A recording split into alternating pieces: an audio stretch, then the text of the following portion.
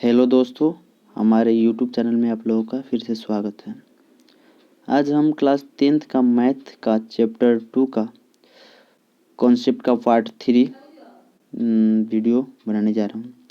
इस वीडियो में मैं आप लोगों को बताऊंगा किसी बहुपद के शून्यकों और गुणांकों में संबंध, जो कि आपके स्क्रीन पे दिख रहा है। वीडियो स्टार्ट करने से पहले आप लोगों से एक छोटी सी रिक्वेस्ट रहती है कि यदि आप लोग को ये वीडियो अच्छा लगेगा तो मेरे चैनल को सब्सक्राइब कर दीजिएगा, लाइक कर दीजिएगा, कमेंट कर दीजिएगा और अपने दोस्तों के पास भी शेयर कर दीजिएगा, ताकि मेरा वीडियो आप लोग का दोस्त भी देख सके और 2022 में होने वाले Bihar board exam class 10th का हर एक क्वेश्चन को आसानी से टच कर सके। तो चलिए हम वीडियो को स्टार्ट करते हैं। तो आज हम बताने वाले हैं किसी बहुपद के शून्यकों और गुणांकों में संबंध। तो सबसे पहले इसको समझने से पहले हम एक एग्जाम्पल लेते हैं। एक एग्जाम्पल मान के चलिए हम यहाँ पे लिख लिए 2x² और उसके बाद ले यहाँ पे -10x। हैंड राइटिंग थोड़ा अच्छा नहीं बनेगा, आप लोग मेरी बातों को सुन सुन के कवर कर लीजिएगा, ताकि स्क्रीन पे लिखना पड़ता है, थोड़ा लिखने में प्रॉब्लम होता है। और प्लस सोच रुकिए, इसको मिटा के आराम से लिखते अच्छा से। तो चलिए हम लिखते हैं। तो यहाँ पे 2x² और उसके बाद -10x और उसके बाद +8 = 0। सबसे पहले इसको क्या करते हैं, हम शून्य का निकालते हैं। तो इसमें से कॉमन होने वाला है, देखिए कुछ कॉमन होगा, हाँ कॉमन हो जाएगा, 2 कॉमन हो जाएगा। तो 2 को कॉमन ले लेते हैं। तो कॉमन लेंगे तो यहाँ पे बचेगा x² -5x + 4 = 0। और शून्य को निकालने के लिए आप लोग 9th क्लास से ही पढ़ते आ रहे हैं कि क्या करना। अगर पढ़ते आ रहे हैं आप लोग को क्या करना पड़ता है, बीच वाले टर्म को इस प्रकार तोड़ा जाता है कि गुना करने पर इसके बराबर हो जाए और जोड़ने या घटाने पर वो अपने मूल रूप के बराबर हो जाए। तो चलिए हम बताते हैं और इसको तोड़ के देखते हैं। तो तोड़ते हैं तो यहाँ पे पहले 2 का 2 हो जाएगा और x², और इसको हम क्या करते हैं -4x और -x में तोड़ देते हैं। और आप लोग करके देख सकते हैं कि जोड़ने पर या घटाने पर यही आ रहा है और गुना करने पर इसके बराबर आ जा रहा है।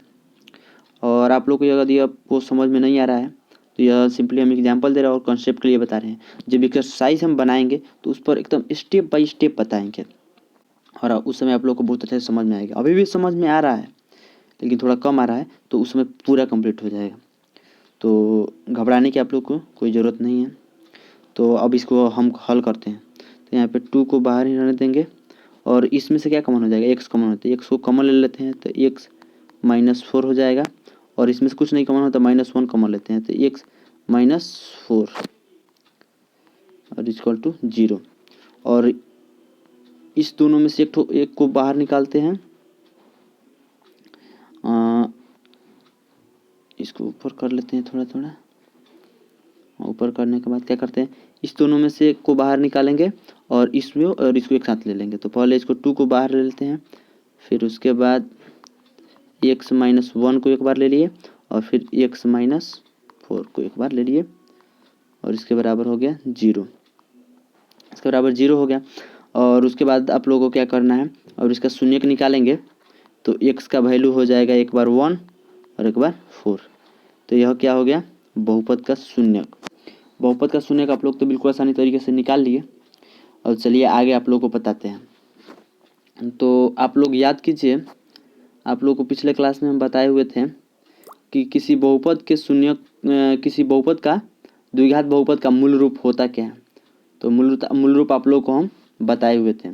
तो चलिए फिर से हम लिख दे रहे हैं। उसका मूल रूप होता है ax² + bx + c = 0। और इसको आप जैसे ऊपर वाले इक्वेशन को हल किए हैं तो x का वैल्यू 1 और 4 आया है, उसी तरह मान के चलिए हम इसको सोल्व करेंगे। सोल्व करने के बाद इसका वैल्यू अल्फ़ा आ रहा है और बीटा आ रहा है। तो अल्फ़ा और बीटा मान लिए हैं, इसका सॉल्यूशन करने पर अल्फ़ा बीटा आ रहा है।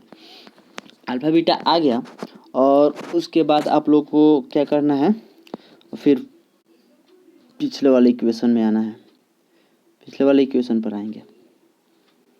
तो जैसे कि आप लोगों को यहाँ पे दिख रहा होगा। तो अब इसमें हम आपको बताने वाले एक बात कि क्या यह वाला पूरा टर्म इस टर्म के बराबर है। आप लोग देखिए ज़रा, तो बिल्कुल हाँ, यह टर्म और यह टर्म बराबर है। इसको गुना कीजिएगा तो उसी के बराबर आएगा। इसको जब गुना कीजिएगा सिंपली उसी के बराबर आएगा। इसको और इसको पूरा गुना करके लिखिए तो इसके बराबर आ जाएगा। तो इसके पहले और इसको हम हल किए हैं, अब हल किए हैं तो एक्स का वैल्यू यह आ गया है। तो एक्स का वैल्यू में हम क्या किए हैं, इसका और इसका शून्य इसका शून्य निकाले हैं तो 1 और 4 आ गया है। उसी प्रकार हम क्या करेंगे, इसका भी शून्य निकालेंगे तो वही आएगा। तो इसके सेम इसके पिछले वाला टर्म क्या होगा, उसमें कैसे था, तो एक कांस्टेंट बाहर था तो इसको हम बाहर एक के ही मान लेते हैं, के मान लेते हैं। उसके बाद फिर एक शून्य, तो एक्स माइनस अल्फ़ा लिख सकते हैं इसको, और फिर एक्स माइनस बीटा लिख देंगे, और बीटा लिखने के बाद यह 0 हो जाएगा। अब आप लोग देखिए, क्या यह और यह दोनों आपस में बराबर होगा, तो हाँ बिल्कुल आपस में बराबर यह होगा। और आइए हम आगे इसको हम बताते हैं कि बराबर होगा, और बराबर होने के बाद इससे क्या निकलेगा। तो बराबर होगा तो आइए हम दूसरे वाले पेज पे चलते हैं। हाँ, तो इसको हम क्या करते हैं, ये तो बराबर होगा, तो बराबर होगा तो यहाँ पे हम लिख लेते हैं द्विघात बहुपद का मूल रूप क्या लिखे थे, ax² प्लस bx और प्लस c इजकल टू, दोनों जब बराबर हो जाएगा तो ये हो जाएगा k √x माइनस अल्फ़ा, और ये हो जाएगा सॉरी और ये हो जाएगा x माइनस बीटा, ये हो गया। और इसको हम गुना कर लेते हैं तो यहाँ पर भी तो यही होगा, ax² plus bx plus c is equal to के हो जाएगा। और इसको हम गुना करेंगे तो x² माइनस x बीटा और उसके बाद माइनस x अल्फ़ा, उसके बाद प्लस अल्फ़ा बीटा हो जाएगा, अल्फ़ा इंटू बीटा हो जाएगा। और यह आने के बाद फिर इसको हम सिंपली इसको फॉर्म में लिख देते हैं। तो इसको लिखेंगे, तो पहले इसको हम इधर करते हैं थोड़ा सा, हाँ, और हम क्या करते हैं इसको लिख देते हैं। तो लिखेंगे तो यह हो जाएगा ax² plus bx plus c is equal to, अब के बाहर ही रहेगा और यह x² बाहर ही रहेगा अंदर में, और उसके बाद यह हो जाएगा अल्फ़ा प्लस बीटा, यहाँ पे माइनस होगा, सॉरी यहाँ पे माइनस अल्फ़ा प्लस बीटा, और यह हो जाएगा x अब प्लस अल्फ़ा इंटू बीटा, और उसके बाद यह क्या हो जाएगा, और उसके बाद एक कोष्टक बंद हो जाएगा। तो इतना तक तो आप लोगों को समझ में आ गया होगा, इसमें कुछ भी नहीं है, यहाँ तक तो समझ में आप लोग को आ गया। तो अब मूल रूप क्या, मूल बात क्या निकला, यही है जो मूल कॉन्सेप्ट है।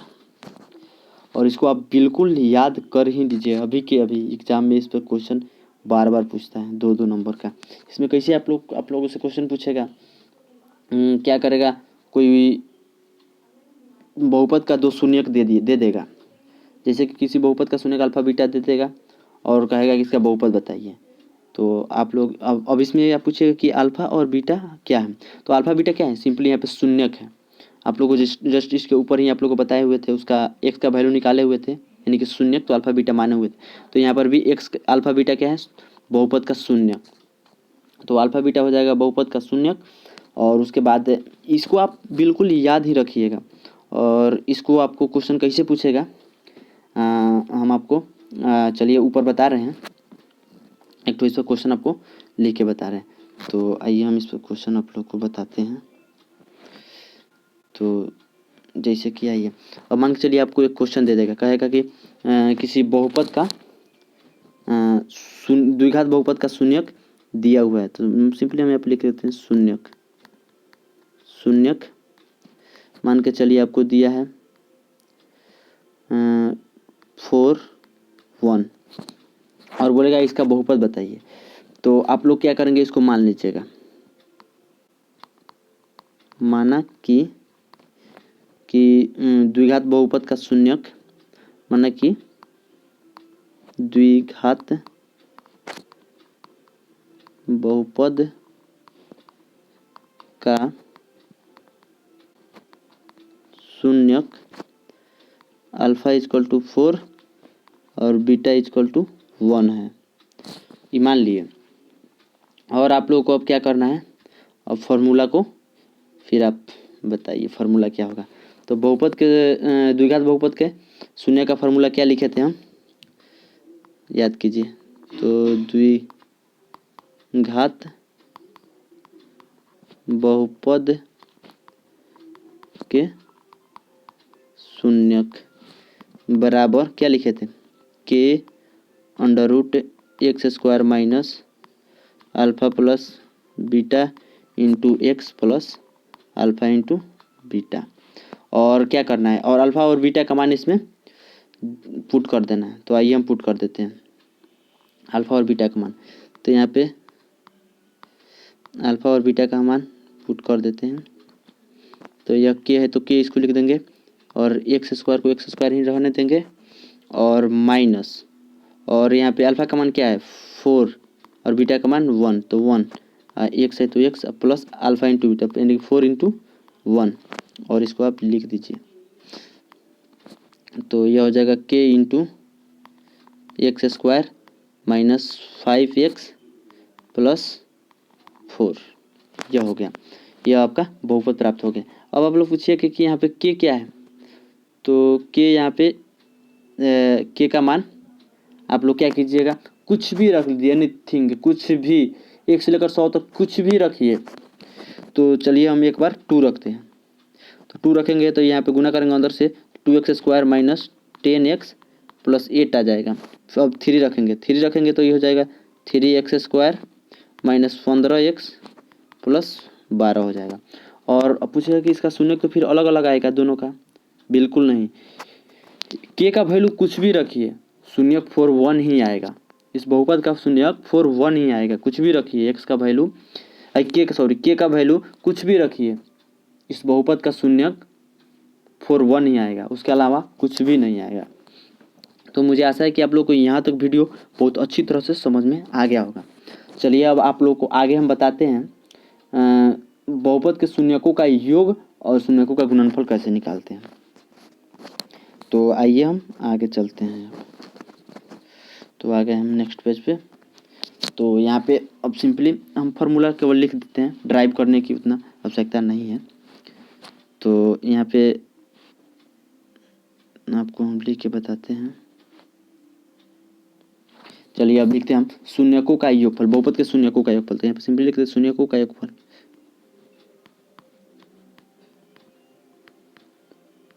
शून्यकों का योगफल। शून्यकों के योगफल को अल्फा प्लस बीटा से सूचित किया जाता है। Alpha plus beta is equal to होता है माइनस बी बाई ए। और यहाँ पे माइनस बी और माइनस ए क्या है ये आप लोग पूछिएगा।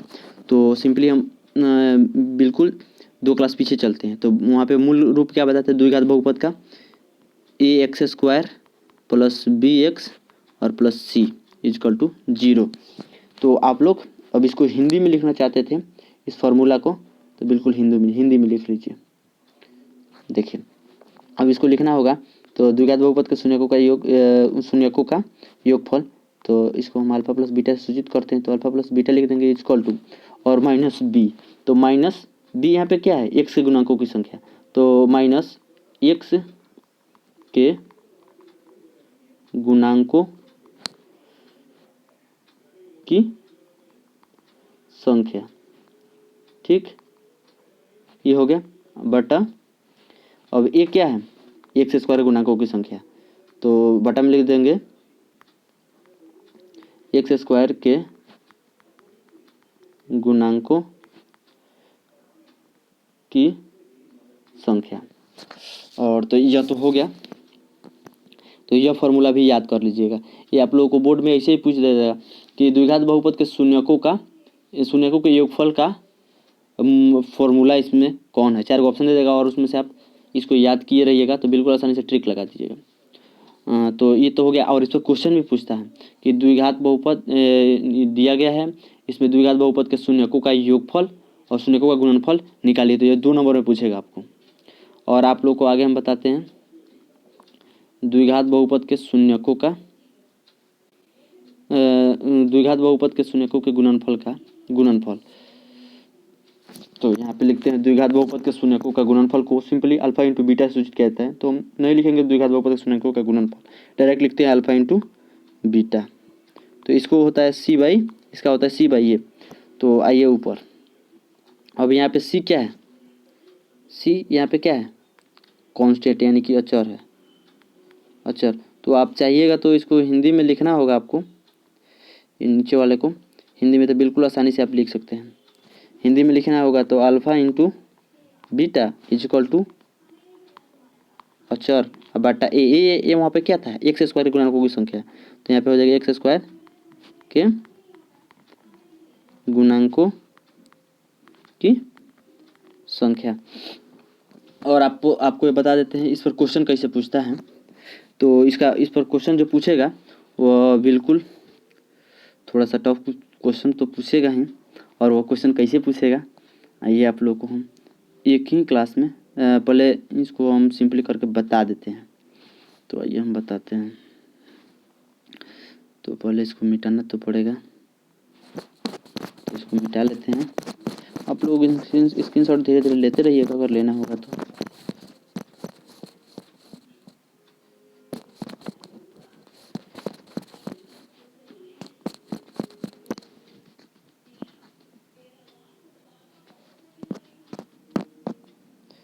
मिट गया, चलिए हम इतना ही में बता देते हैं। तो मान के चलिए आपको कोई बहुपद दे देगा, जैसे कि हम लिख रहे हैं यहाँ पे एक्स स्क्वायर और माइनस में 5x लिख रहे हैं और प्लस में 4 लिख रहे हैं, इक्वल टू 0 है। और इसमें आपको पूछेगा कि द्विघात बहुपद के शून्यकों का योगफल निकालिए। तो शून्यकों को योगफल कीजिए इसमें।